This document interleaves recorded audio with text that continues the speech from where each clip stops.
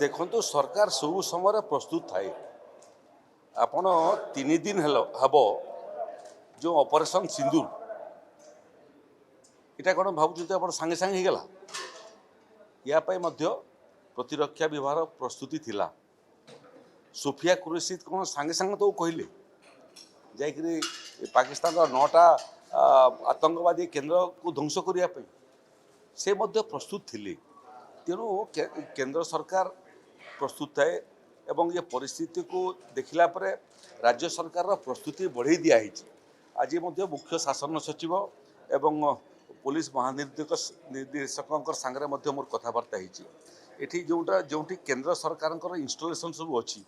चांदीपुर क्षेपणास्त्र घाटी अच्छी ये बलांगीर सैंतला केंद्र सरकार गोला बारूद कारखाना अच्छी संबलपुर रे हीराकुद बंध से गोटे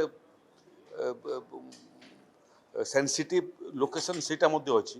तेणु जो जो इम्पोर्टेंट इंस्टॉलेशन सब अच्छी से जगार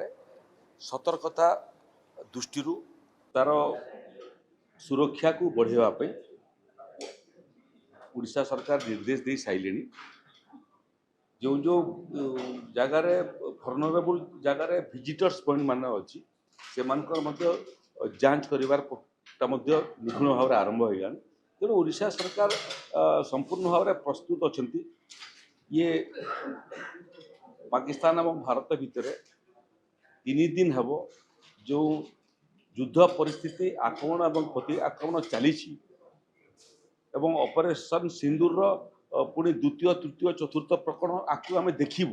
से बाबद ओडिशा सरकार पूरा प्रस्तुत अच्छे ओडिशावासी प्रस्तुत अच्छा कौन असुविधा नहीं आउ इम्पोर्टेंट इंस्टॉलेशन सब से सुरक्षा बढ़ाई दिखाई चलती सबू इम्पोर्टेंट इंस्टॉलेशन सब ओडिशार सुरक्षा बल भितर अच्छे पाकिस्तान जो आतंकवाद माध्यम सारा देशवासी को विचलित करूला एबे केते पाने पाइला समस्ते प्रत्येक दिन बसिक टीवी देखुं मोबाइल देखुं तो मापुं तेणु यहाँ आरंभ मात्र आपको